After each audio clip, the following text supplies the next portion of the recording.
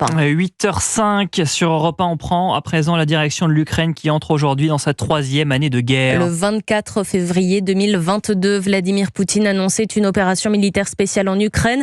Depuis, le pays se trouve dans une position extrêmement difficile de l'aveu de son président Volodymyr Zelensky. En témoigne la récente chute d'Avdiivka. Vous êtes en direct du Donbass, région située tout à l'est de l'Ukraine. Bonjour Nicolas Tonev. Bonjour Alban, bonjour à tous. Alors à quoi ressemble cette région concrètement aujourd'hui ? Eh bien ici, la guerre est chez elle. Elle impose les alertes, les bombardements quotidiens. Elle impose surtout ce décor de désolation sur des centaines de kilomètres avec des villages totalement détruits. Dans les villes, les immeubles bombardés, effondrés, alternent avec les bâtiments restés habitables. Et puis la guerre impose aussi le vert camouflage des soldats, des camions, des transporteurs de chars qui sont absolument partout.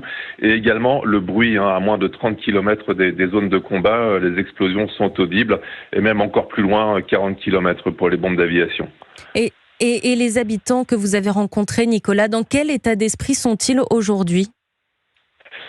C'est évidemment très très compliqué parce qu'ici la vie économique et la vie tout court tournent au ralenti dans le stress. Il y a le couvre-feu de 21h à 5h du matin qui vide les rues en général dès 19h. Il y a beaucoup de fatalisme mêlé à de la colère face aux nombreux morts militaires et civils parce qu'ici un missile ou un drone peuvent tout changer à tout moment.